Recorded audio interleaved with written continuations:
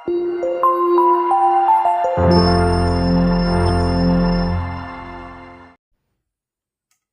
guys, welcome back to the channel. This is Side Dental Vlogs and I'm Dr. Abhishek Bati back with another video. तो आज का जो video का topic होगा OSMF के ऊपर होगा। अगर आप OSMF के बारे में पूरी जानकारी जानना चाहते हैं तो आप मेरे OSMF के प्लेलिस्ट में जाके काफ़ी सारे उसमें वीडियोस मैंने बनाए हैं, आप वहाँ पे जाके देख सकते हैं। तो बेसिकली मैक्सिमम OSMF लोगों का 3 बेसिक सवाल रहता है कि सर हमारा OSMF रिवर्ट होगा कि नहीं। दूसरा सवाल रहता है कि सर हमारी बर्निंग सेंसेशन कैसे खत्म होगी। तीसरा ये कहीं कैंसर में तो परिवर्तन नहीं हो जाएगा। तो ये 3 चीजें मेनली OSMF के पेशेंट्स हमसे पूछते हैं। तो पहले एक शॉर्ट OSMF का एक बता देता हूँ कि ओरल सबम्यूकस फाइब्रोसिस जो होता है पान और गुटखा ये सब खाने से होता है। पान और गुटखे के अंदर हमारा एरिका नट होता है, मतलब कि सुपारी, उसमें एरिकोलिन होता है जो कि हमारे माउथ में जो हमारे इलास्टिक फाइबर्स होते हैं जिसकी वजह से हम बात कर सकते हैं, खाना खा सकते हैं, मुंह को फुला सकते हैं। इन सब चीज़ों को जो इलास्टिक फाइबर्स है, ये जो हमारा एरिकोलिन है और हमारे माउथ में जो इलास्टिक फाइबर्स और कोलेजन फाइबर्स है, वो जो कोलेजन से बनते हैं, ये जो है इस चीज़ को पूरा हार्ड कर देता है, कोलेजन को क्रॉस लिंक कर देता है। मतलब कि एक नेटवर्क बना देता है जिसमें कि हमारा माउथ ओपनिंग जो होता है बंद हो जाता है। इसके वेरियस स्टेजेस होते हैं, स्टेज 1, स्टेज 2, स्टेज 3, स्टेज 4। जो 1880 से ये जो बीमारी है इसके ऊपर में डॉक्यूमेंट किया गया है। पर्टिकुलरली इस बीमारी को कोई पर्टिकुलर प्रोटोकॉल या फिर इलाज नहीं है। जैसे कि अगर किसी को डेंगू हुआ तो उसका एक प्रोटोकॉल होता है कि ये खाएगा, प्लेटलेट मेडिसिन खाएगा, प्लेटलेट ट्रांसफ्यूजन हो तो ठीक हो जाएगा, या मलेरिया का दवाई है। वैसे OSMF का एज इन पर्टिकुलर आज तक कोई मेडिसिन नहीं निकला है, इसलिए इसको एक एनिग्मेटिक डिजीज बोलते हैं। तो पर्टिकुलरली ऐसा कोई भी मेडिसिन अभी तक बना नहीं है कि खा लो और ठीक हो जाए। OSMF को ठीक होने में बहुत स्लो टाइम लगता है। इवन मैंने ये ऐसे केसेस भी देखे हुए हैं जो कि कंप्लीटली नॉर्मल हो चुके हैं 15-20 ईयर्स के बाद भी, और मेरे खुद के फ्रेंड के केस में मैंने ये देखा था। तो ये वाला वीडियो भी मैं बना चुका हूँ, पहले आप देख सकते हैं। तो ये जो आपका जो OSMF का जो पहला सवाल है कि फर्स्ट क्वेश्चन जो होता है कि माउथ ओपनिंग जो भी या फिर OSMF की जो भी स्टेजिंग है वो रिवर्ट होता है कि नहीं। तो OSMF का जो इनिशियल स्टेज है उसको बोलते हैं स्टेज 1। इनिशियल स्टेजेस में क्या होता है कि हमारे माउथ ओपनिंग तो नॉर्मल रहती है, हम खाना भी खा पाते हैं, लेकिन कुछ कुछ चीजें हम जब खाते हैं हमारे माउथ में जलन होने लगती है, हमारे माउथ में बर्निंग सेंसेशन होती है। हम कोई भी जब खाना खाते हैं तो हमको बहुत तीखा लगता है, इवन चाय पीने से भी तीखा लगता है। ये स्टेज 1 है। इसमें हल्की हल्की माउथ में रेडिशनेस अपीयरेंस आती है और थोड़ा सा व्हाइटिश दिखने लगता है। उस व्हाइटिशनेस को हम लोग बोलते हैं ब्लैंचिंग। से स्टेज 2 आ गया। उसमें क्या होता है कि स्टेज 2 अगर आप फिर भी पान गुटखा नहीं बंद करते हैं, उसमें क्या होता है माउथ ओपनिंग थोड़ी टाइट होने लगती है, थोड़ा माउथ कम बंद खुलने लगता है, और माउथ की जो स्किन होती है, जो म्यूकोसा होती है, बहुत पतली हो जाती है। तो इसमें क्या होता है कि हम और ज़्यादा तीखा नहीं खा पाते हैं, तीखा बिल्कुल भी सहन नहीं हो पाता है। जब भी हम कोई तीखा खाना खा रहे थे, आँख से पानी निकल जाता है, इतना तीखा लगता है।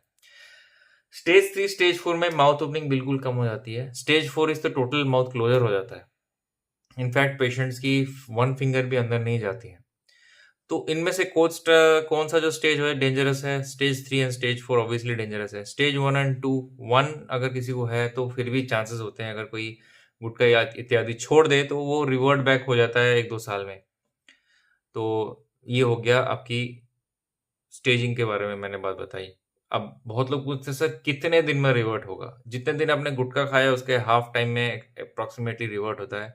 डिपेंड करता है पेशेंट टू पेशेंट कितना मेंटेन कर रहा है, पेशेंट कितना माउथ एक्सरसाइजेस कर रहा है, पेशेंट का हाइजीन कैसा है, माउथ का हाइजीन, ओरल हाइजीन, पेशेंट कितना मोटिवेटेड है, पेशेंट कितना एक्सरसाइज है, कितना रेगुलर फॉलोअप कर रहा है। इन सब चीज़ों के ऊपर भी डिपेंड करता है आपकी माउथ ओपनिंग कब नॉर्मल होगी, आपकी माउथ की बर्निंग कब होगी।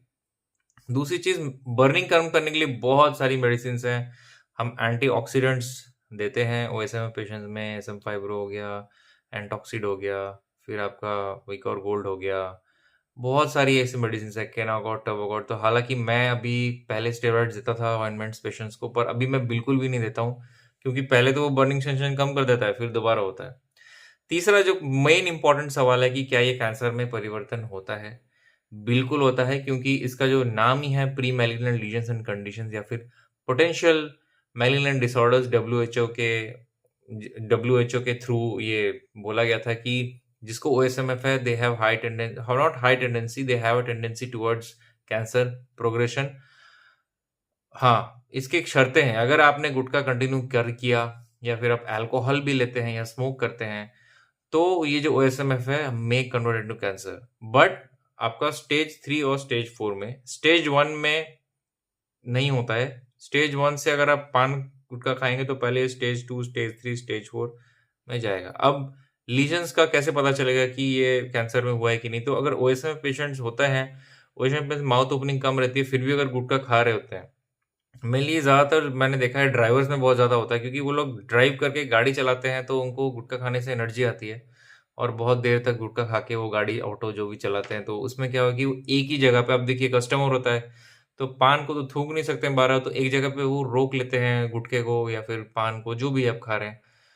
वो बहुत हानिकारक होता है हमारे बॉडी के लिए। और एक पर्टिकुलर एरिया में अगर देख रहे हैं कोई घाव हो गया है जो कि सूख नहीं रहा है, पेन हो रहा है, उसमें ब्लीडिंग हो रहा है, तो मतलब उसमें आपको डॉक्टर के पास इमीडिएटली जाना चाहिए और टेस्ट करवाना चाहिए।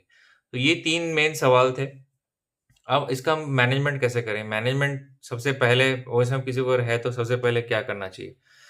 सबसे पहले निजी, अगर आप कहीं भी रहते हैं, आप गूगल करिए, गूगल तो सब कोई जानता है करने के लिए, कि नियरेस्ट डेंटल कॉलेज कहाँ है, और वहाँ जाके oral medicine and radiology department में किसी प्रोफेसर या कोई किसी टीचर को दिखाएं, जो कि आपके स्टेजिंग को रिकॉग्नाइज करें।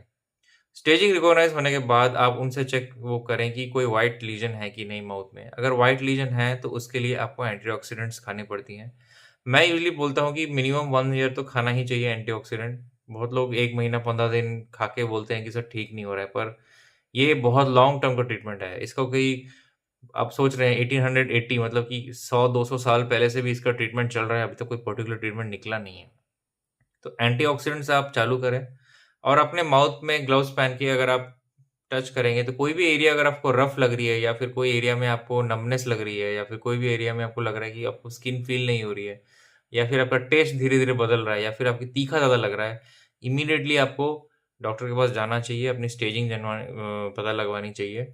और अगर किसी को ओएसएमएफ ऑलरेडी हो गया है तो सबसे पहला एडवाइस जो मैं दूँगा कि सबसे पहले तो आपको ये सब हानिकारक पदार्थ, गुटखा, पान मसाला, अल्कोहल, ये सब छोड़ना पड़ेगा। अगर आप वो भी बीच-बीच में खा रहे हैं तो दवाई खाने का कोई मतलब नहीं है।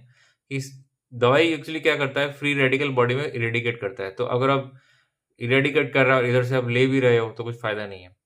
दूसरा स्टेप, अगर किसी को कैंसर डिटेक्ट होता है, तब हमको क्या करना है कि सबसे पहले, वो डिटेक्ट कैसे होता है कि ओरल मेडिसिन वाले बहुत पेशेंट इस टाइप को देखते हैं तो उनको एक एक्सपीरियंस होता है, क्लिनिकल एक्सपीरियंस के बेसिस पे वो बताते हैं, तो बायोप्सी करनी चाहिए। बायोप्सी का रिजल्ट 15 डेज़ के आने के बाद वेट करना चाहिए। अगर आपकी बायोप्सी नॉर्मल है, या फिर थोड़ा बहुत आपको ल्यूकोप्लेकिया है, या फिर उसमें अगर एटिपिक सेल्स दिख रहे हैं या फिर कैंसर सेल्स दिख रहे हैं, तो इमीडिएटली आपको सर्जन के पास जाके या फिर किसी ओरल कैंसर सेंटर में जाके उसका सर्जरी करवाना चाहिए।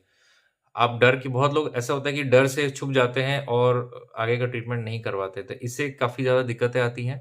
ऐसे और भी ओएसएमएफ के ऊपर वीडियोज़ आएँगी, और अगर ये वीडियो पसंद आया तो आप मेरे प्लेलिस्ट में जाके और भी इसके ओएसएमएफ के बारे में जानकारी पा सकते हैं। आप मेरे इंस्टा चैनल साई_dental को भी फॉलो कर सकते हैं। Till then take care, love you all, bye bye, good night.